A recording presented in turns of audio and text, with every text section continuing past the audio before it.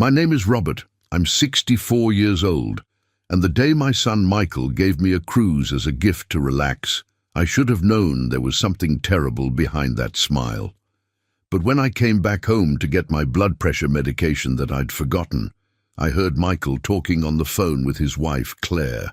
The words coming out of his mouth froze my blood. "Don't worry, honey. It's a one-way ticket. When he's out at sea, it'll be easy to make it look like an accident. Nobody will suspect an old man who simply fell overboard." At that moment, standing behind the door of my own house, I took a deep breath and thought, if that's how you want it, my dear son, have it your way, but you're going to regret it 3 times over, because my only son, the boy I raised with so much love, had just made the worst mistake of his life. If Michael thought his father was a helpless old man, he was about to discover how wrong he was. A man my age who's fought his whole life, who raised children, lost his wife, survived betrayals and disappointments, doesn't give up easily. If he wanted to play dirty, I was going to show him how it's really done. But first I needed to understand why my own son wanted to see me dead. Everything had started 3 days earlier. When Michael arrived at my house with that radiant smile I hadn't seen in years, he was carrying a golden envelope in his hands, the kind that fancy travel agencies use. "Dad," he said to me, hugging me with strange euphoria, "I have a wonderful surprise for you. You've worked so hard your whole life, sacrificed so much for us, that Claire and I decided to give you a special gift." When I opened the envelope and saw the cruise tickets, my eyes filled with tears. A Caribbean cruise, 7 days sailing through crystal waters, visiting paradise islands like the Bahamas and Turks and Caicos. It was the trip of my dreams that I'd always postponed because the money was needed for other things. Michael's education, household expenses, family emergencies. "Son, this must have cost a fortune," I said, looking at the first-class tickets. "Dad, your happiness is priceless," Michael replied with that soft voice that always melted my heart. "You deserve this, and much more. Besides, you need to relax, get away from the stress of the city, breathe the pure sea air. In 64 years of life, I've learned to trust my instincts, and something in the way Michael looked at me, something in the way his eyes didn't meet mine, told me there was more than he was willing to tell. But he was my son, my only son, the baby I carried in my arms through entire nights when he had a fever, the boy I taught to walk, the teenager I supported in every important life decision. "When do I leave?" I asked, feigning an emotion I no longer completely felt. "Day after tomorrow, Dad. Everything's already arranged. You just need to arrive at the port with your luggage. Claire took care of all the details." That night, while packing my suitcase, I couldn't shake a strange feeling. Michael had been very distant in recent months, visiting me less, barely calling, and suddenly this generous, unexpected gift. I concluded it was my old man's paranoia making me doubt my son's good intentions. After all, maybe he'd really realized how much I'd sacrificed for him and finally wanted to give back some of that generosity. On departure day, I got up early, finished packing my things, and when I was ready to leave, I realized I'd forgotten my blood pressure medication in the bathroom cabinet. I went back home, opened the door carefully not to make noise, and that's when I heard Michael's voice talking on the phone in the living room. "Yes, Claire, he's already left for the port.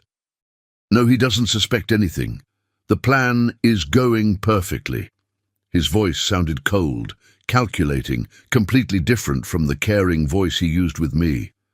I stood motionless behind the door, feeling like the floor was opening beneath my feet. "Dad's life insurance is for $200,000, Michael continued, "and with the inheritance from the house, that's at least another $300,000.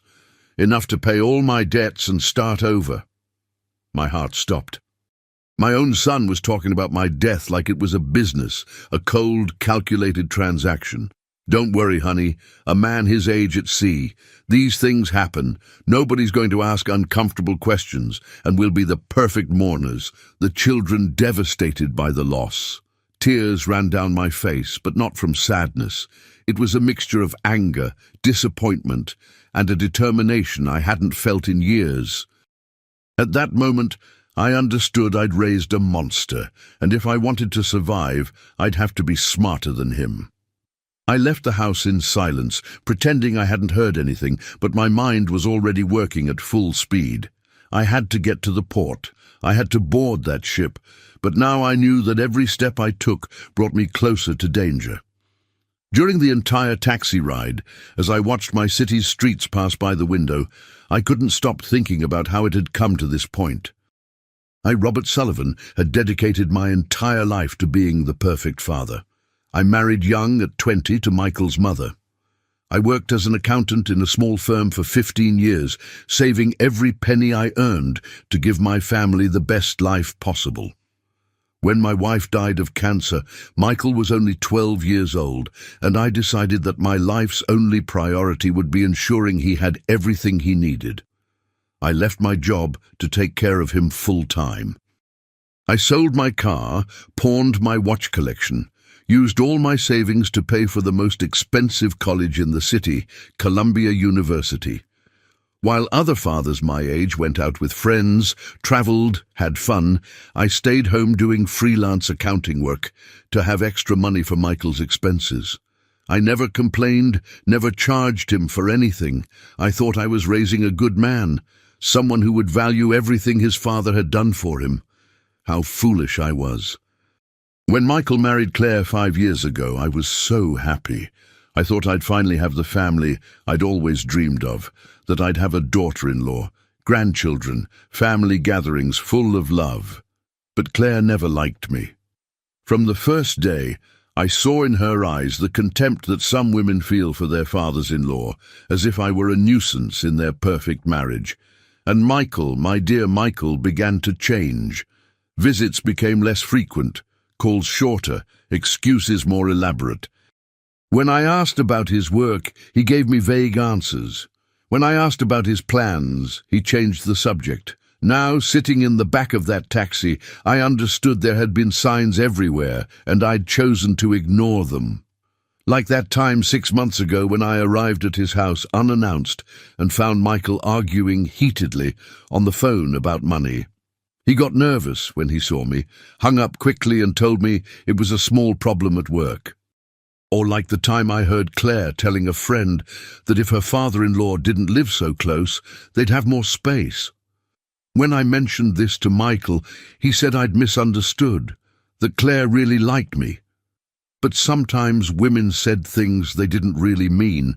I always found excuses to defend them, to justify their behavior, to convince myself my imagination was playing tricks on me. But now, with the truth hitting me like a slap, I understood that my son had been planning this for a long time. It wasn't an impulsive decision. It was a calculated, thought-out, elaborate plan, with the coldness of a professional killer. The taxi stopped in front of the port. The cruise ship was imposing, a white giant of 12 stories that rose toward the sky like a floating building. There were hundreds of people boarding with their suitcases, entire families excited for vacation, couples taking photos, children running back and forth. All of them would enjoy 7 wonderful days at sea.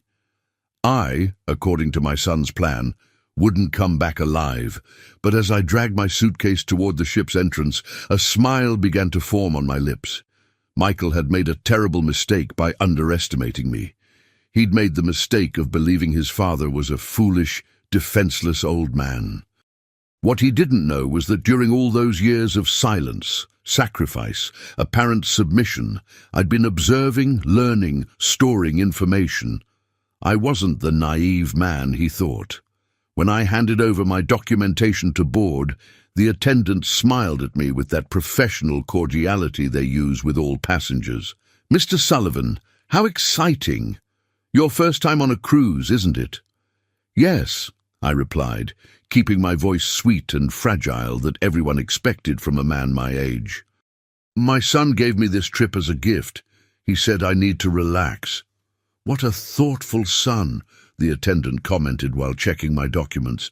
He's certainly going to miss you a lot during these 7 days. If she only knew, I thought to myself. If she only knew that his plan was for these to be the last 7 days of my life. But as I climbed the ramp toward the ship's interior, I was already formulating my own strategy. I had 7 days to transform from victim to hunter. 7 days to gather the evidence I needed. 7 days to prepare the surprise I had in store for Michael. My cabin was on the 8th floor, with a sea view. It was beautiful, elegant, with a comfortable bed and a small private balcony. Michael had paid for the best, probably thinking it was easier to make someone disappear from a balcony than from inside the ship. I left my suitcase on the bed and sat for a moment to think. I needed a plan, allies, and above all, evidence. Because knowing the truth was one thing, being able to prove it was something very different. I picked up my cell phone and dialed a number I'd saved months ago but never used. It was the number of Frank Harrison, a private detective I'd met when a neighbor had problems with her ex-husband. He'd given me his business card, saying that if I ever needed help, I shouldn't hesitate to call him. "Detective Harrison," a deep voice answered after 3 rings. "Hello, this is Robert Sullivan. We met a few months ago at the Hope Community Center, the neighbor who had a problem. I don't know if you remember me." "Of course I remember, Mr. Sullivan. How can I help you?" I took a deep breath before continuing. "I need to hire you for a very delicate case. My son is trying to kill me." There was silence on the other end of the line. He probably thought I was a paranoid old man with trivial family problems. "Mr. Sullivan, are you sure about what you're saying? These are very serious accusations." "I'm absolutely certain. I heard my son planning my death. I'm on a cruise right now, and he believes this will be just a one-way trip for me. I need you to investigate his finances, his debts, everything you can find, and I need you to help me gather evidence of what he's planning." "Where are you?" "On the Star of the Sea ship, which departs in half an hour toward the Caribbean islands. I'll be out of contact for 7 days, but when I return, I need to have as much information as possible about my son, Michael Sullivan." "Understood. I'll send you my bank account by text message for you to transfer $500 as an advance. And Mr. Sullivan, tell me one thing. Be very careful. If what you're telling me is true, you're in real danger. Don't do anything that could put your safety at risk." "Detective, I've lived in this world for 64 years. I've survived poverty, widowhood, raising a son alone, sacrificing my entire life for other people. Believe me, I'm not going to let my own son defeat me now." After hanging up with Detective Harrison, I sat in my cabin, feeling a strange mixture of fear and determination. The ship had begun to move smoothly, moving away from the port, and I knew that every mile that separated us from the coast brought me closer to the moment when Michael expected his plan to be executed. But there was something Michael didn't know about his father. I wasn't the fragile man he thought. During all these years of apparent submission, I'd been observing, learning, keeping secrets that neither he nor Claire imagined. I decided the first thing I had to do was explore the ship, know every corner, every exit, every place where someone could try to hurt me. If they were going to try to simulate an accident, I needed to be prepared for any situation. I left my cabin and began walking through the cruise ship's corridors. It was impressive. Elegant restaurants, casinos, shops, a gigantic pool on the upper deck, theaters, libraries. It was like a floating city, full of life and joy. But I wasn't there to have fun. I was there to survive. As I walked, I observed the security cameras. There were many in practically every corridor in every public area. That calmed me down a bit. It would be difficult to make someone disappear in such a monitored place without raising suspicions. However, I also noticed that the private cabin balconies had no cameras, and my cabin had one of those balconies. Michael had been very clever in choosing that specific room. In the main restaurant, while having lunch alone at a table near the window, I began observing the other passengers. Most were families on vacation, older couples celebrating anniversaries, groups of friends having fun. Everyone seemed innocent, normal, happy. That's when I saw him, a man approximately my age, sitting alone at a nearby table reading a book while eating.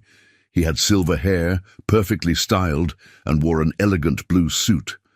Something in his posture told me he was a strong, independent man. Our eyes met by chance, and he smiled at me with that cordiality that only people of our generation know how to share. I decided to approach. "Excuse me," I said timidly. "Would you mind if I sat with you? I hate eating alone." "Please sit down," he responded with a warm voice and a slight accent I couldn't identify. "I'm Carl Anderson from Denver, and you?" "Robert Sullivan from Chicago. It's a pleasure to meet you, Carl." As we talked during lunch, I discovered that Carl had a story similar to mine in many ways. He was a widower, had raised children alone, had worked his entire life, and now, for the first time in decades, was doing something just for himself. "My children insisted so much that I take this vacation," he told me while drinking his coffee. "They said it was time for me to relax, to enjoy life. At first I resisted, but finally gave in." "Same as me," I replied, feeling an immediate connection with this man. "My son Michael gave me this cruise as a gift. He says, I need to get away from the stress of the city." Something in the way Carl looked at me made me feel I could trust him. There was an intelligence in his eyes, a wisdom that only comes with the experience of having lived a lot and having learned to read people. "Robert," he said to me, lowering his voice, "can I ask you a personal question? You seem worried, tense.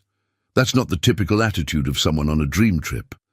For a moment I considered telling him everything, but then I remembered Detective Harrison's words about putting my safety at risk. I decided to be cautious. "It's just that, well, this is my first time on a cruise. Everything is so new, so different. I guess I'm a little nervous." Carl nodded understandingly, but I could see in his eyes that he didn't completely believe me. This man had experience reading between the lines. "Look, Robert," he said to me, leaning slightly in my direction, "we don't know each other, but I've lived for 62 years, and I've learned to recognize when a man is in trouble. If you need to talk to someone, or if you need help with anything, please don't hesitate to find me. My cabin is 1247 on the 12th floor." I felt a warmth in my chest that I hadn't felt in months. Here was a complete stranger offering me more genuine support than I'd received from my own son in years. "Thank you, Carl, really. And your cabin is very close to mine." "Mine is 847, on the 8th floor." "Perfect. Then we'll be ship neighbors." After lunch, I decided to explore more of the cruise. I went to the library where I found computers with internet access. It was limited and expensive, but I could send short messages. I sat in front of one of the computers and wrote a quick email to Detective Harrison. "I'm fine. Especially investigate Michael's gambling debts. I think that's the key to everything. I have a new ally on the ship. I'll keep in touch when I can. Robert." Next, I went to the ship's casino, not to gamble, but to observe. I wanted to understand how the world of betting worked, what kind of debts someone could accumulate, how people got so desperate for money that they'd consider murder as an option. I saw men and women betting large amounts with the naturalness of someone buying a magazine. I saw the excitement on their faces when they won and the despair when they lost. I saw how some gamblers seemed to be in a downward spiral, betting more and more money in a desperate attempt to recover what they'd lost. And then I understood. Michael wasn't just an ungrateful son. He was a desperate man, probably with huge debts, who saw his father's death as the only solution to his financial problems. That night, while dining in the main restaurant, I ran into Carl again. This time, he approached my table without me inviting him. "Robert," he said to me, sitting in front of me, "I've been thinking about our conversation this afternoon, and I need to tell you something. You don't look like a man on vacation. You look like a man who's running from something or planning something." I remained silent for a moment, evaluating how much I could reveal to him. "Carl," I finally said, "have you ever discovered that someone you love deeply betrayed you in the worst possible way?" His eyes softened, and I saw in them a glimmer of recognition. "Yes," he answered simply. "My business partner. I discovered he'd been embezzling money from our company for years, almost led us to bankruptcy. What did you do? What I had to do. I gathered all the evidence, confronted him, and made sure he paid for what he'd done. But Robert, we're talking about your son." I took a deep breath. Carl had already shown he could keep difficult family secrets, and I needed an ally, someone to trust during these crucial 7 days. "Carl," I said, looking directly into his eyes, "my son is trying to kill me, and I have 7 days to stop him and prove what he's planning." The expression on Carl's face changed immediately. It wasn't surprise, it wasn't disbelief. It was the look of a man who'd lived long enough to know that families can hide the darkest secrets. "Robert," he said to me, lowering his voice to the point of becoming a whisper, "tell me everything from the beginning." For the next 40 minutes, I told Carl the whole story. I talked about the cruise gift, about the phone conversation I'd heard, about the gambling debts I suspected Michael had, about the life insurance and inheritance he expected to receive after my death. Carl listened to me without interrupting even once. When I finished, he remained silent for a few minutes, processing all the information. "Robert," he finally said, "this is very serious. You're in real danger, but it also seems to me that you already have a plan." "I'm starting to," I replied. "I've hired a private detective to investigate Michael's finances, but I need more than that. I need concrete evidence of his intentions. I need witnesses. I need evidence that a judge can't ignore." "And how do you think you'll get all that while you're on this ship?" "That's where I need your help, Carl. Michael is going to try to communicate with me during the trip. He's going to call me, send me messages, pretending to be the concerned son. Each of those conversations will be an opportunity for him to betray himself." Carl nodded slowly, beginning to understand where my plan was going. "You want to record?" he said. "Exactly. But I can't do it alone. I need witnesses. I need someone who can confirm what I'm documenting. Someone without emotional connection to Michael. Someone credible." "Count on me," Carl replied without hesitation. "But Robert, there's something else we should consider. If Michael is really planning to simulate an accident on this ship, it's possible there's someone else involved. Someone on the cruise who's working with him." That possibility hadn't occurred to me, and it chilled my blood. "You think Michael could have bribed someone from the ship's crew?" "It's possible, or he could have hired someone to pose as a passenger. Robert, you need to be very alert in the coming days. Don't trust anyone except me. Don't accept drinks from strangers. Don't be alone in isolated places, especially on your balcony." I'd already thought about the balcony. It's a very convenient place, very private. "Exactly. Look, I have a proposal. Why don't you spend the nights in my cabin? I have a suite with a sofa bed. That way we'll be together, and if someone comes looking for you in your room, they won't find you."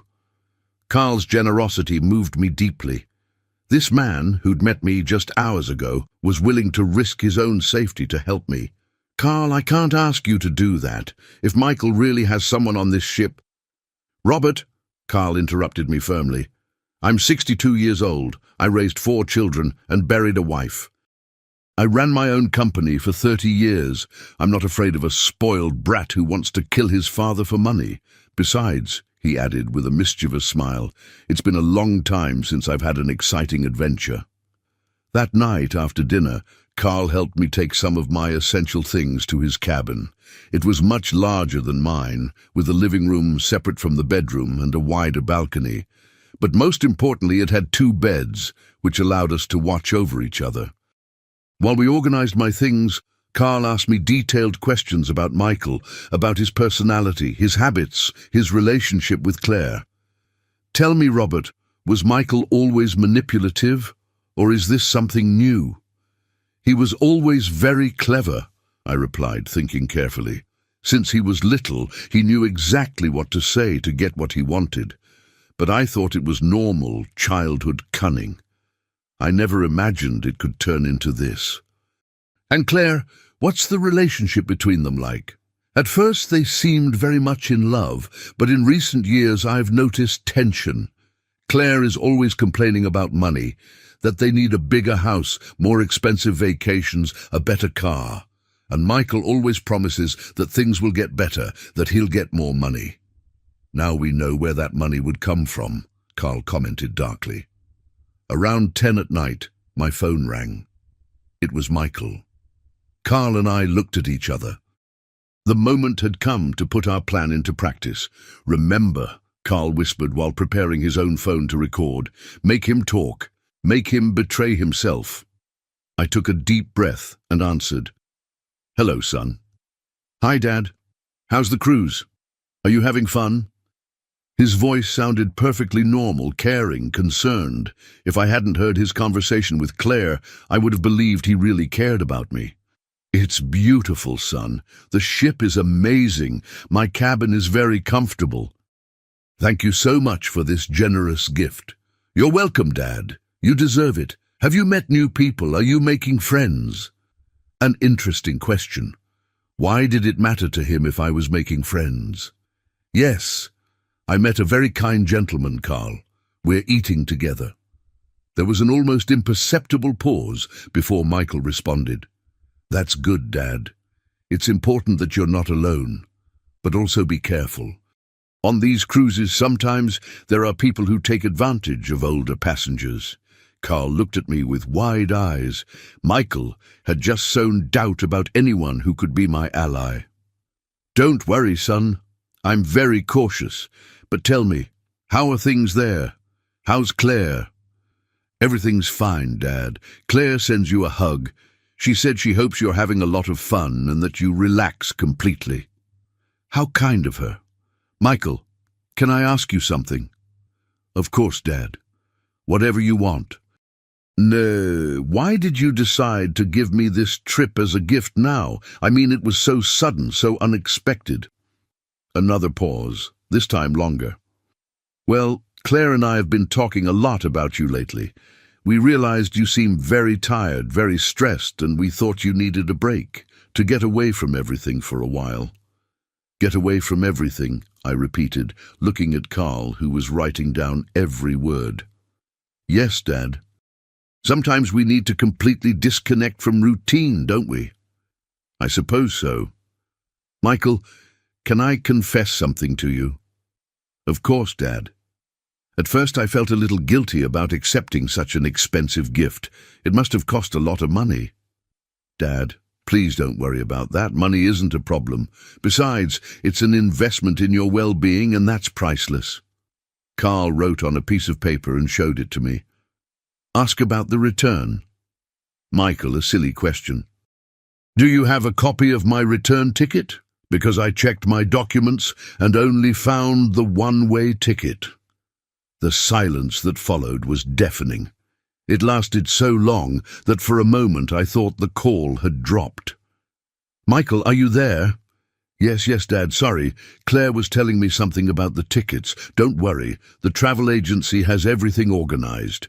You just need to enjoy the trip and we'll take care of the details. But Michael, I want to be sure I can come back. Could you check with the agency tomorrow and confirm for me?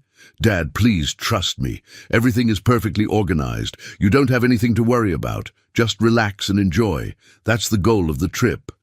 Okay, son, I trust you completely. Perfect, Dad. I love you very much. Sweet dreams. I love you too, Michael. Good night. When I hung up, Carl and I remained silent for a few minutes, processing what we'd just heard. Robert, Carl said finally. That conversation was very revealing. The way he avoided the question about the return ticket, the way he reassured you, saying not to worry about anything.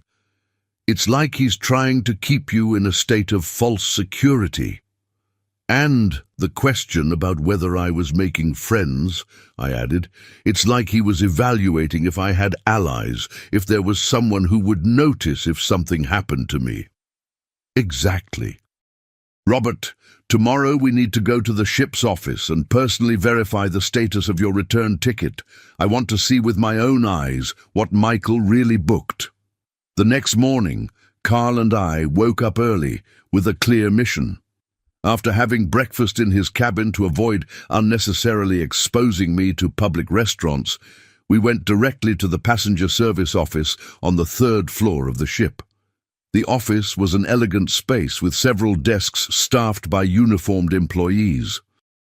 We approached a young woman named Patricia, according to her badge, who received us with a professional smile.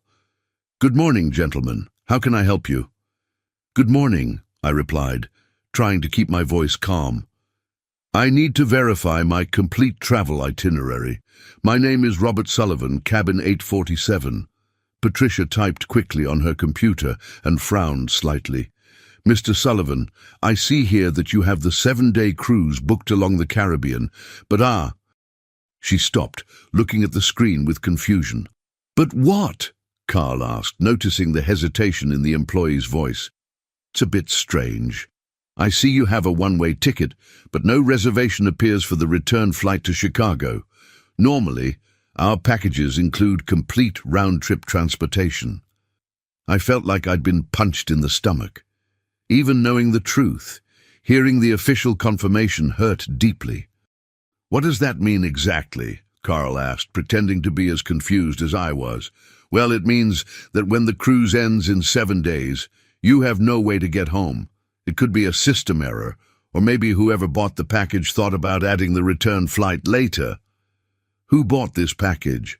I asked, even though I already knew the answer. Patricia reviewed the information again. "Here it says it was purchased by Michael Sullivan, with a credit card in his name." "Is he your relative?" "He's my son," I replied, feeling a mixture of sadness and anger. "Oh, well, then surely he'll take care of buying your return ticket. But Mr. Sullivan, I recommend you communicate with him soon, because flights from Miami to Chicago tend to fill up quickly, especially at this time of year." Carl and I looked at each other significantly. "Patricia," Carl intervened, "would it be possible for Mr. Sullivan to buy his return ticket right now to be sure he'll have a seat?" "Of course. Let me check availability." Patricia typed for several minutes. "I have availability on a flight leaving Saturday at 3 p.m., the day the cruise ends. The cost would be $750. "I want it," I said immediately, pulling out my credit card. While Patricia processed the purchase, Carl whispered in my ear, "Robert, we just got our first piece of evidence. Michael deliberately didn't buy your return ticket. That shows premeditated intent." When we left the office, we decided to walk on the ship's deck to talk privately. The day was beautiful, with bright sun and a gentle breeze, but I couldn't enjoy anything knowing what I knew. "Carl," I said as we walked near the railing, "every piece of evidence we find hurts me more. It's like discovering over and over that my own son wants to see me dead." "I know, Robert, but every piece of evidence we find also protects you more. Look what we just did. Now you have your return ticket, and we have documented evidence that Michael never intended for you to come back alive." At that moment, my phone rang. It was a text message from Michael. "Good morning, Dad. How did you wake up? Did you sleep well in your cabin?" I showed the message to Carl. He's checking if you're in your cabin, he told me. He probably expected you to answer from there. I decided to test something. I replied, "Good morning, son. I slept very well." "I'm on the deck sunbathing. The ship is wonderful." The response came almost immediately. "That's good, Dad. Enjoy a lot. Have you explored the whole ship yet?" Another strange question. Why did he care how much I'd explored the ship? "I haven't explored everything yet. It's very big. Yesterday I got to know the restaurants and the casino. Today I want to see the pool and maybe the spa." "Perfect, Dad. Just be careful near the railings. Sometimes people get seasick with the ship's movement and can lose their balance."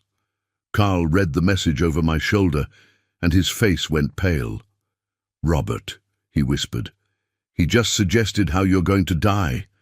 An accident near the railings." "I know," I replied, feeling a chill despite the sun's heat.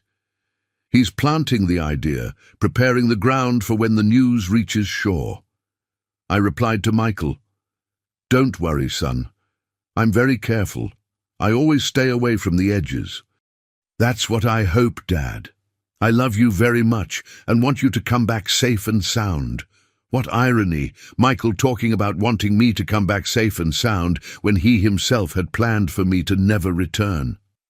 During the rest of the day, Carl and I elaborated our plan in more detail. We decided we needed more evidence, more recordings, more proof of Michael's true intentions. We also determined it was crucial to identify if there was someone else on the ship working with him. Carl suggested we pay attention to any crew member who showed special interest in me or any passenger who seemed to be watching me. That afternoon, while we were at the pool, I noticed a man approximately 40 years old was watching us from the bar. He was wearing a green shirt and long pants, which was strange for being next to a pool. Every time I looked at him, he quickly looked away. "Carl," I whispered. "That man at the bar, the one in the green shirt. Notice he's watching us." Carl turned discreetly to look at him. "Yes, I see, and you're right. His behavior is suspicious. Let's do a test." Carl got up and walked to the other side of the pool, as if going to the bathroom. I stayed in my place watching the man. Indeed, his eyes followed me the whole time, completely ignoring Carl. When he came back, he confirmed what I already knew. "Robert, that man is definitely watching you specifically. When I left, he didn't pay me any attention. His eyes were fixed on you." "What do we do? Let's be very clever. Get up and walk toward the elevator. I'll stay here and watch if he follows you." I did exactly what Carl suggested. I got up, slowly gathered my things, and walked toward the elevator. When the doors opened, I looked back discreetly. The man in the green shirt had gotten up from his place at the bar and was walking in my direction. I quickly entered the elevator and pressed the button for the 12th floor, where Carl's cabin was. When the doors closed, I felt temporary relief, but also terrifying confirmation. Michael definitely had someone watching me on the ship. 15 minutes later, Carl arrived at the cabin. "Robert, you're right. That man followed you to the elevator. When he saw you'd gone up, he also took the next elevator. He's definitely suspicious." "What do we do now? If Michael has someone here, I'm in real danger." "We're going to be smarter than them," Carl replied with determination. "Tomorrow, we're going to confront that man, but in a safe way. We're going to make him betray himself, just like we're doing with Michael." That night, while we had dinner in Carl's cabin to avoid exposing ourselves in public restaurants, my phone rang again. This time it was Claire. "Hi, Robert, how are you? It's Claire. How's the cruise?" It was the first time in months that Claire had called me directly. Her voice sounded forcedly cheerful. "Hello, Claire. What a surprise to hear from you." "The cruise is beautiful. Thank you very much." "That's good, Robert. Michael told me you talked yesterday and that you're very happy. That gives us a lot of peace of mind." Carl activated the recording on his phone. "Yes, I'm having a lot of fun. Although I have a question, Claire. Yesterday I went to the cruise office and they told me I don't have a return ticket. Do you know anything about that?" There was a long pause before Claire responded. Oh, Robert, how strange. Michael took care of all the details. Maybe there was an error in the system, but don't worry, we'll take care of solving it. Are you sure? Because I already bought my own ticket to be calm. Another pause. You already bought your return ticket, Robert?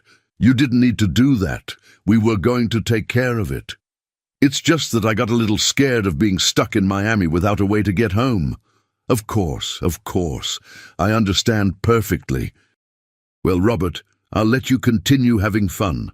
We'll see you when you get back. Claire, before you hang up, can I ask you something? Yes, tell me. Why did you decide to give me this trip as a gift now? Michael told me you had talked about me, but he didn't explain what specifically motivated this. Well, it's that lately we've noticed you very tired, Robert, very stressed, and we thought you needed an extended rest. An extended rest? Yes, you know, to get away from everything for a while. Sometimes we need to completely disconnect from daily routine. The same words Michael had used, as if they'd rehearsed the answer. I understand. Well, thank you very much for worrying about me. You're welcome, Robert. Take care of yourself and enjoy every moment. When I hung up, Carl and I looked at each other in silence. Robert, Carl finally said to me. That conversation was even more revealing than yesterday's with Michael. Claire is clearly involved in the plan. The way she got nervous when you said you'd already bought the return ticket, it's like you'd ruined something they'd planned. On the third day of the cruise, Carl and I decided it was time to confront the man in the green shirt who had watched me. But we would do it cleverly, in a public place where we'd be safe.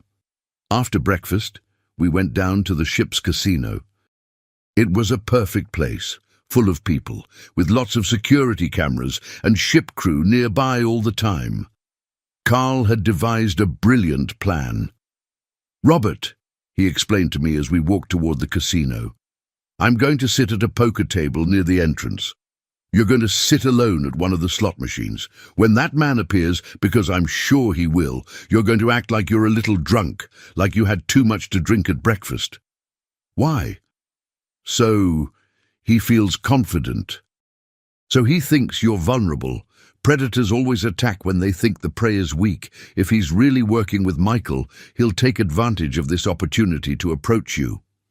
The plan worked perfectly. I had barely spent 20 minutes playing the slot machines, pretending to stagger slightly and talking to myself as if I was seasick when I saw the man in the green shirt approaching. This time, he was wearing a yellow shirt, but it was definitely the same person. Tall black hair, approximately 40 years old, with a smile that tried to be friendly but gave me chills. "Excuse me, sir," he said to me, approaching my machine. "Are you okay? You seem a little tired." "Oh, yes," I replied, slightly slurring my words. "I think I had too many mimosas at breakfast. These vacations are driving me crazy." He smiled, and I could see in his eyes that he'd fallen into the trap. "Is this your first time on a cruise?" he asked me, sitting at the machine next to mine. "Yes, my son gave me this trip as a gift. He says I need to relax." I gave him exactly the information I knew he wanted to hear. What a thoughtful son. And where is he now? Is he on the cruise too? No. He stayed in Chicago. This is just for me, a special gift so I can relax completely. The man nodded, and I saw how his eyes gleamed with that information. "Well, then you have to make the most of it. Have you explored the whole ship yet?" "Almost everything. Yesterday I was on the upper deck watching the sunset. It's beautiful, but it's a little scary being so close to the water." "Scary? Why?" "Oh, it's that I'm very clumsy," I said, laughing as if I were really drunk. "I'm always afraid of getting too close to the railings. With this rocking of the ship, you can fall so easily." The expression on his face changed subtly. It was as if he'd received very valuable information. "You're right to be careful," he told me with a voice that now sounded more calculating, "especially at night. The decks get slippery with the sea moisture." Really? Oh, how terrible. Well, then I'd better stay in my cabin after dinner. What floor is your cabin on? There was the question we'd been waiting for. On the 8th floor, 847. It has a beautiful balcony, but as I said, I'm afraid to lean over too much. The man smiled in a way that chilled my blood. Well, sir, it was a pleasure meeting you. I hope you enjoy the rest of your cruise very much. He got up and walked away quickly. From my position, I could see he headed directly to the ship's public phones. Carl had observed the entire conversation from his poker table. When the man walked away, he also got up and followed him discreetly. 15 minutes later, Carl came back to find me with an expression of urgency on his face. Robert, we need to talk immediately, in private. As we quickly went up to his cabin, and Carl closed the door with the lock. Robert, that man made a call immediately after talking to you. I couldn't hear the whole conversation, but I clearly heard these words. Yes, he's in 847, 8th floor with balcony. He said he's afraid of getting close to the railings, perfect for what we need. I felt like the air had left my lungs. Carl, are you absolutely sure of what you heard? Absolutely, Robert. That man is definitely working with Michael, and now he knows exactly where to find you and what's the best way to make your death look like an accident. I sat on the cabin sofa, feeling the weight of reality falling on me like an avalanche. What do we do now, if Michael has someone here and that someone already knows how he plans to kill me? We're going to get ahead of them, Carl replied, with a determination that calmed me. Robert, you're not going to set foot in your cabin again for the rest of the trip. You're going to stay here with me, where you're safe. But more importantly, we're going to set a trap. What kind of trap? Tomorrow night will be the captain's gala party. Everyone will be in the main hall until late at night. That will be the perfect night for someone to try to enter your cabin or wait for you on your balcony. Carl, I'm not going to use my life as bait. You won't need to. But we're going to use this opportunity to catch that man red-handed. We're going to notify ship security. We're going to set a trap, and we're going to get irrefutable evidence of what's happening. That afternoon, while we planned our strategy, my phone rang again. It was Michael, but this time his voice sounded different, more anxious. Dad, how are you? Are you enjoying the cruise? Very well, son. Every day is a new adventure. Are you still sleeping well in your cabin? Haven't had problems with noise or anything? A very specific question, as if he were verifying if I was still using my cabin. No, son. I sleep perfectly. My cabin is very quiet. That's good, Dad. Tomorrow is Thursday, isn't it? Do you have special plans? I think tomorrow is the captain's gala party. It's going to be very elegant. Oh yes, those parties are beautiful. Are you going? Of course. I already have my green suit ready. Perfect, Dad. Enjoy a lot. What time do those parties usually end? Another very specific question. Michael was collecting information about my schedule. I'm not sure. Probably late, after midnight. Well, when it's over, go straight to your cabin to rest. Don't walk around the decks at night. It can be dangerous. Carl looked at me with wide eyes. Michael had just given me specific instructions to go directly to my cabin after the party, the exact place where someone would be waiting for me. Don't worry, son. I'll go straight to my room after the party. Perfect, Dad. I love you very much. Sleep well. When I hung up, Carl and I remained silent for several minutes. Robert, he finally said to me, that conversation confirms everything. Michael knows exactly when the attack will be. He probably told that man himself that tomorrow night after the gala party, you'll be alone in your cabin. Carl, I'm scared. This plan is becoming very real, very dangerous. I know, Robert, but we're also very close to having all the evidence we need. One more night and we'll have enough evidence to send Michael to jail for the rest of his life. That night I couldn't sleep. Every noise in the hallway startled me.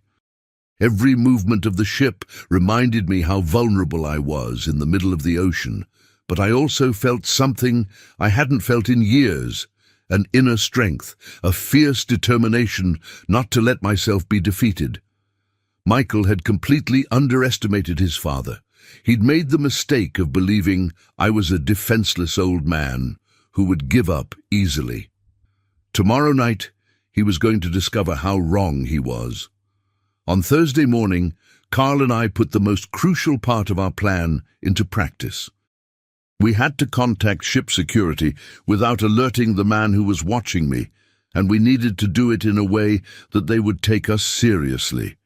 Carl suggested we go directly to Captain John Peterson. As a former businessman, he knew that going directly to the highest authority was the best way to ensure we'd be heard. "Robert," he explained to me as we prepared, "cruise ship captains are trained to handle all kinds of situations, kidnappings, robberies, murder attempts. He'll know exactly what to do." At 9 a.m. we presented ourselves at the captain's office. He was a man of approximately 50 years old, with grey hair and a presence that immediately inspired respect and confidence. "Gentlemen, I'm Captain John Peterson. How can I help you?" Carl took the initiative. "Captain, we have a very serious situation to report. Mr. Robert Sullivan is being watched by a suspicious man, and we have reason to believe his life is in danger." The captain invited us to sit down and listened attentively while we told the whole story. We showed him the recordings of the phone conversations with Michael and Claire. We explained about the one-way tickets and described in detail the man who had followed me. "Mr. Sullivan," the captain said when we finished, "this is extremely serious. If what you're telling me is true, we're talking about a premeditated murder attempt on my ship." "Captain," I replied, "I understand it seems incredible, but every piece of evidence we've gathered points to the same conclusion." "It doesn't seem incredible to me at all," the captain replied gravely. "I've been sailing for 20 years and I've seen everything. Greed can lead people to do unimaginable things, even to their own family members." Carl leaned forward. "Captain, we have a plan to catch this man red-handed tonight during the gala party, but we need your help and your security team's cooperation." The captain listened to our plan in detail. It was risky but clever. I would go to the gala party as planned, but instead of going to my cabin afterward, I would hide with Carl. Meanwhile, ship security would watch my cabin and the surrounding area to catch the suspicious man if he tried anything. "It's a good plan," the captain admitted, "but we're going to make some modifications to ensure your safety completely." He explained that they would install additional cameras near my cabin, that they would have security agents disguised as passengers in nearby corridors, and that they would give me a panic device I could activate from anywhere on the ship. "Mr. Sullivan," the captain said before we left, "I want you to know that from this moment on, you're under this ship's official protection. I won't allow anything to happen to you while you're under my responsibility." For the first time in days, I felt truly safe. The rest of the day passed slowly. Carl and I stayed in his cabin, going over the plan several times, making sure we were prepared for any eventuality. At 5 p.m., we began getting ready for the gala party. It was important that I looked normal, that I didn't give any sign that I knew what was happening. I put on my most elegant green suit, styled my hair carefully, and prepared myself as if I were really excited for the party. Carl wore a beautiful golden suit that made him look sophisticated and confident. "Robert," he said to me as we finished getting ready, "tonight everything will change. Tomorrow morning you'll be free of Michael forever, and he'll be facing the consequences of his actions." The gala party was spectacular. The ship's main hall had been transformed into a floating palace, with elegant decorations, live music, and tables full of exquisite food. There were hundreds of elegantly dressed passengers, dancing, laughing, enjoying the night. But I couldn't concentrate on the beauty of the party. My eyes constantly searched for the man in coloured shirts, trying to locate him among the crowd. I found him near the bar, this time wearing a white shirt and a black suit. He seemed dressed for the occasion, but his eyes were fixed on me, following my every movement. Carl and I danced, ate, talked with other passengers, pretending it was a normal vacation night. But internally, we were both counting the minutes until we could put our plan into action. At 11:30 p.m., I decided it was time to make my move. I approached Carl and whispered, "It's time. I'm going to leave the main hall as if I were going to my cabin. You wait 5 minutes and follow me." I left the main hall, walking slowly, as if I were tired after a long night of partying. I took the elevator to the 8th floor, where my cabin was, but instead of going to my room, I quickly headed toward the emergency stairs that led to the 12th floor. From the stairs, I could see the corridor leading to my cabin. It was deserted, lit only by the ship's nightlights. Carl arrived 5 minutes later, and together we hid in the stairs, watching my corridor through a small window. "See anything?" he whispered. "Not yet, but I'm sure he'll appear." We didn't have to wait long. At 12:15 we saw a figure moving stealthily through the corridor. It was the man in the white shirt, but now he was wearing black gloves and holding something in his hands that I couldn't identify. He headed directly to my cabin and stopped in front of the door. He took something from his pocket, probably lock-picking tools, and began working on the door. "Carl," I whispered, "he's entering my cabin. We need to alert security now." Carl immediately activated the panic device the captain had given us. A small red light began blinking, sending a silent signal to the security team. The man managed to open my cabin door and entered. From our position we could see he had a small flashlight and was inspecting the room. 3 minutes later, ship security agents began appearing in the corridor. They moved silently, surrounding my cabin from both sides. Suddenly, the man came out of my cabin and headed for the balcony. We continued watching him through the corridor windows. He was inspecting the balcony railing as if planning exactly how to make my death look like an accident. That's when ship security acted. 3 agents entered the cabin simultaneously, surrounding the man before he could react. From our position in the stairs, we could hear the commotion when they arrested him. He was shouting, insisting he'd entered the cabin by mistake, that he'd gotten the wrong room. But when they searched his pockets, they found a small bottle with liquid, lock-picking tools, and most incriminating of all, a cell phone with text messages from Michael. Carl and I went down to the 8th floor, where Captain John was already supervising the situation. "Mr. Sullivan," the captain said, "we caught your attacker and found very interesting evidence." He showed me the man's cell phone. There were several messages from Michael with specific instructions. "Wait until after midnight. Make it look like he fell from the balcony by accident. Make sure there are no signs of struggle." I felt a mixture of relief and horror. Relief because I was alive and safe. Horror because I had final confirmation that my own son had paid someone to murder me. "Captain," I asked with a trembling voice, "what happens now?" "Now, Mr. Sullivan, this man will be formally arrested when we reach port tomorrow, and you'll have all the evidence you need to prosecute your son for attempted murder." Friday morning was the longest of my life. After the man Michael had hired was arrested, Carl and I stayed awake in his cabin, processing everything that had happened. Captain John had ordered the detainee to remain in a ship security cell until we reached port. "Robert," Carl said to me as we had coffee at 3 a.m., "do you realize what we just did? We not only saved your life, but now we have irrefutable evidence to send Michael to jail." "I know," I replied, feeling a strange mixture of triumph and deep sadness.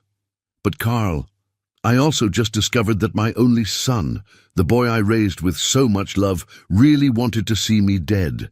I don't know how I'll recover from this." You'll recover because you're a stronger man than Michael ever imagined, and because now you'll have the opportunity to live your life free from his manipulation and cruelty. At 6 a.m., Detective Harrison called me from Chicago. He'd worked all night investigating Michael's finances. "Mr. Sullivan," he told me with an excited voice, "I found exactly what we were looking for. Your son has gambling debts of over $200,000 with very dangerous loan sharks. But that's not all. What else did you find? Michael has been forging your signature on bank documents for months. He used your house as collateral for several loans without your knowledge. If you had died, he would have inherited everything and been able to pay his debts. But Robert, there's one more thing you need to know." "Tell me." "Claire is also in debt up to her neck. She has overdue credit cards for more than $50,000. Both were desperate for money, and your death was the only solution they saw." Each new revelation was like a dagger to the heart. Not only Michael, but also Claire had planned my death for money. "Detective Harrison, what do we need to do now?" "When you return to Chicago tomorrow, we'll go straight to the police station. With all the evidence we have, Michael and Claire will be arrested immediately." After hanging up, I sat in silence for a long time. Carl respected my need to process everything I'd heard. Finally, I decided it was time to do something I'd been putting off. Call Michael. "Carl," I said, "I want to call Michael now. I want to hear his voice when I tell him I know everything he's done." "Are you sure, Robert? This could be dangerous. If he realizes his plan failed..." "I don't care about danger anymore. I'm tired of pretending, tired of acting like the naive father who doesn't know anything. I want him to know his father isn't the foolish old man he thought." I dialed Michael's number. He answered on the second ring. "Dad, what a surprise. How did you wake up? Did you sleep well after the party?" His voice sounded falsely cheerful as always, but now I could hear the lie behind every word. "Hello, Michael. Yes, I slept very well. But I have to tell you something very interesting that happened last night." "What happened, Dad?" "Well, after the party, when I returned to my cabin, I found a man trying to enter my room." Can you believe that? There was a long silence on the other end of the line. "A man? What kind of man?" "A man about 40 years old. Ship security arrested him. And you know what's strangest, Michael?" "What, Dad?" "When they searched his phone, they found messages from you. Messages where you gave instructions on how to kill me and make it look like an accident." The silence that followed was deafening. It lasted so long I thought Michael had hung up. "Michael, are you still there?" "Dad," he finally said with a completely different voice, cold and calculating. "I don't know what you're talking about. That's impossible." "It's impossible, Michael. I have recordings of all our phone conversations. I have evidence that you never bought my return ticket. I have proof that you hired a killer. And the detective I hired has evidence of all your gambling debts and the fraudulent loans you took using my house." Another long silence. "You hired a detective? Dad, have you gone crazy?" "No, Michael, I've become smart for the first time in my life. I stopped blindly trusting you and started using my brain." "Dad, I think the stress of the trip is affecting you. You're saying things that don't make sense." "They don't make sense, Michael. Your plan failed. The man you hired is arrested. I'm alive. And tomorrow, when I return to Chicago, you're going to be arrested for attempted murder." "Dad, you need to calm down. When you get home, we'll talk calmly. You're confused." "I'm not confused, Michael. I'm disappointed. I'm discouraged. I'm sad for having raised a son who valued money more than his own father's life. But I'm not confused. And don't call me Dad ever again," I said with a firmness I didn't know I had. "A father is someone who's respected, loved, protected. You only saw me as an obstacle between you and my money. Listen to me well, Michael. When I arrive in Chicago tomorrow, I'm going to hand over all the evidence to the police station. I'm going to testify against you, and I'm going to make sure you spend the rest of your life in jail, thinking about what you did to the man who gave you life." "Dad?" You can't do that. I'm your son. A son doesn't try to kill his father. A monster. Yes. I hung up the phone.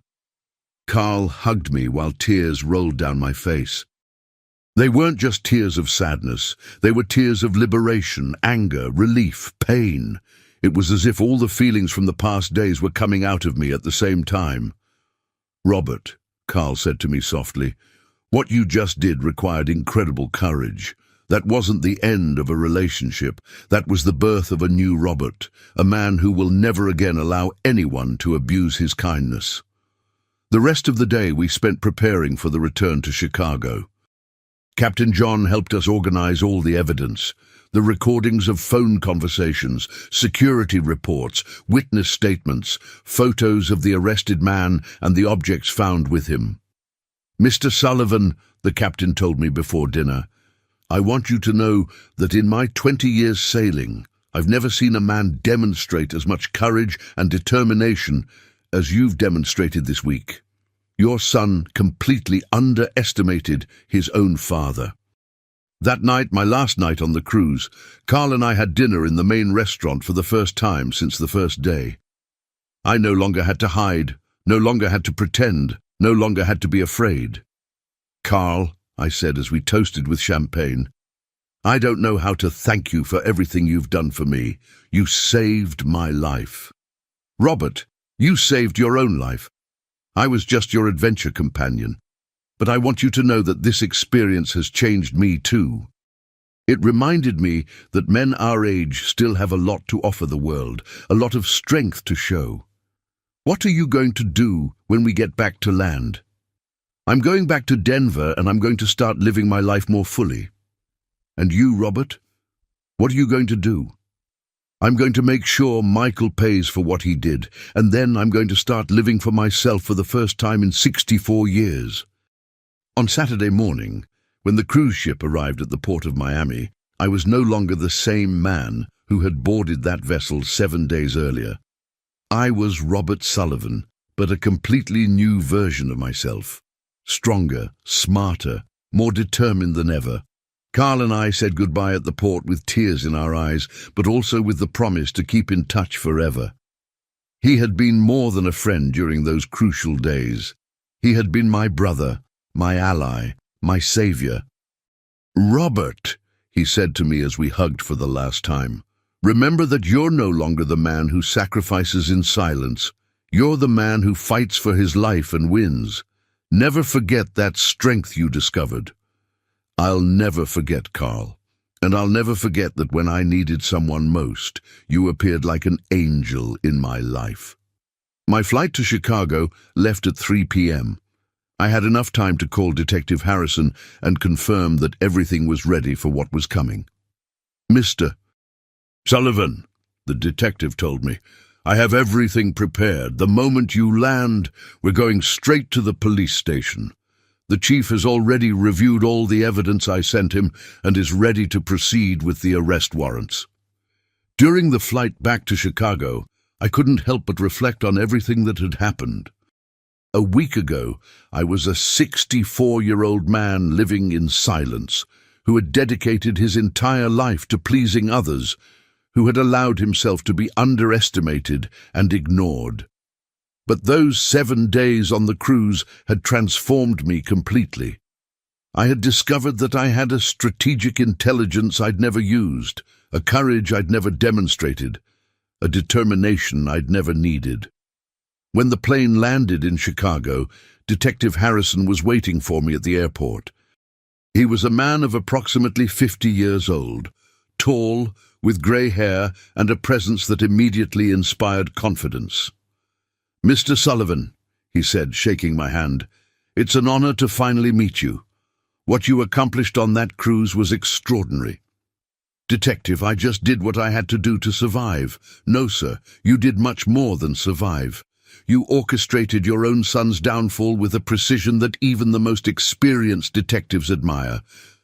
We went directly to the police station, where Chief Carlos Martinez was waiting for us. He was a serious man of approximately 40 years old, who had meticulously reviewed all the evidence. "Mr. Sullivan, the chief said to me after hearing my complete statement. In my 15 years as chief, I've never seen a case so well documented by the victim himself.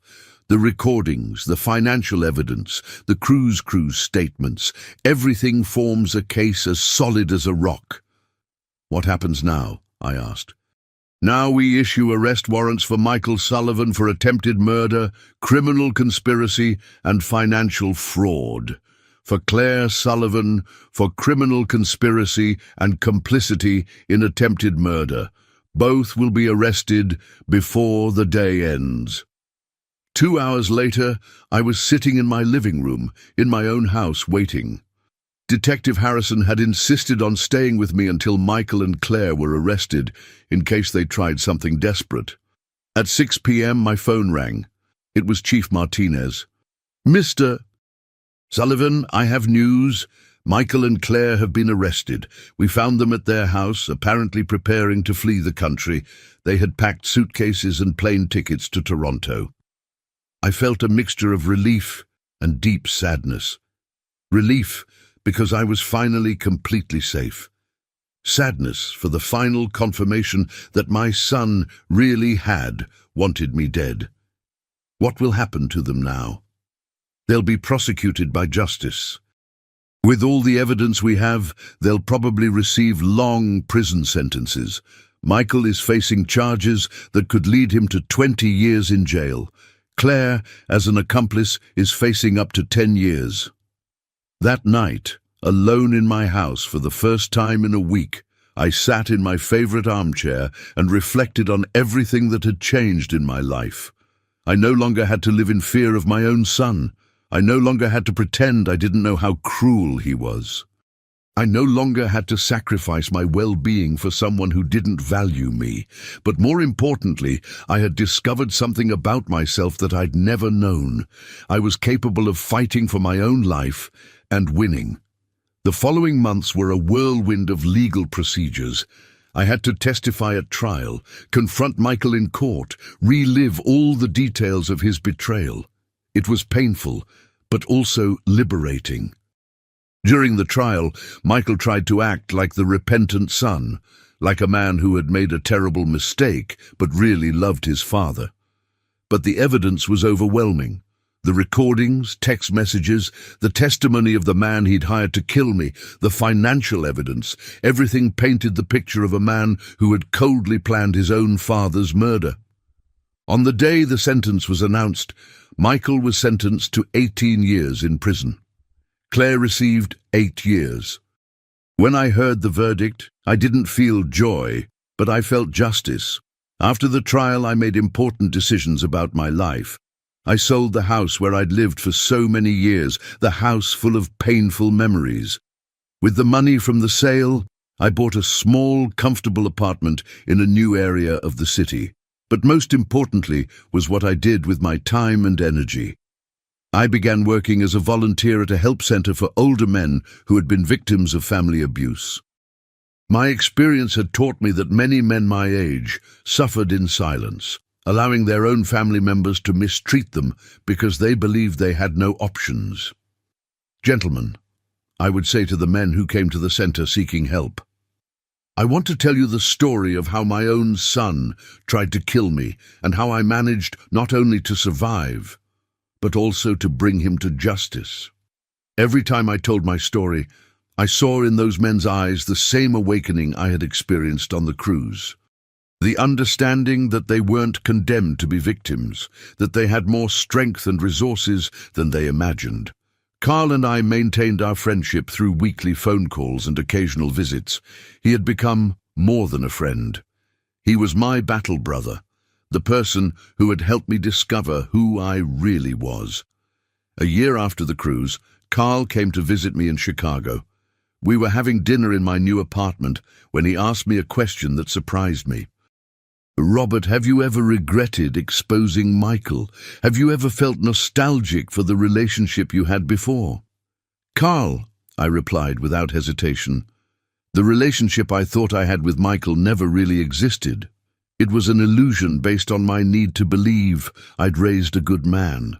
The truth is that Michael was always manipulative, always selfish, always saw me as a means to get what he wanted.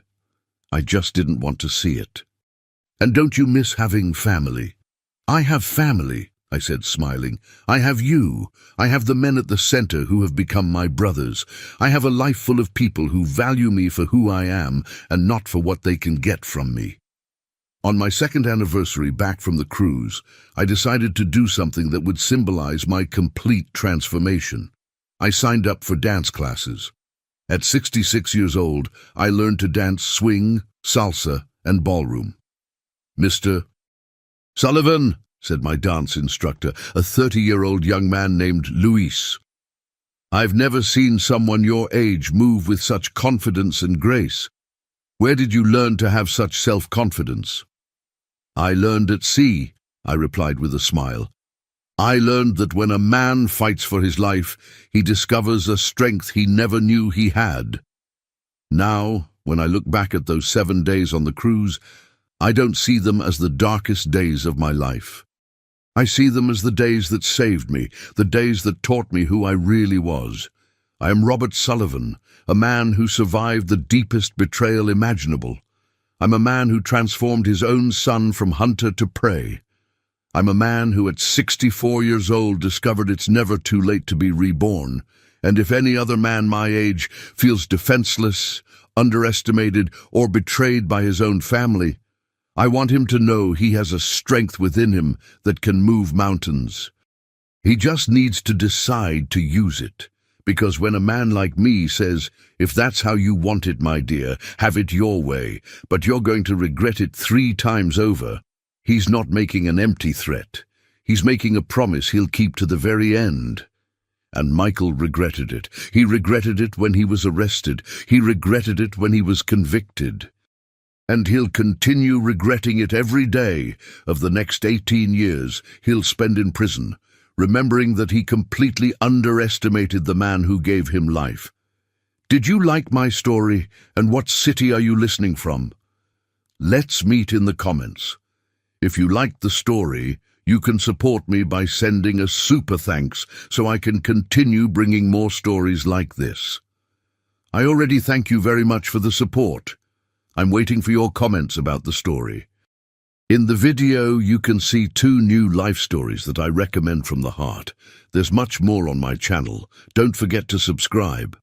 Until the next life story, with affection and respect from Father's advice.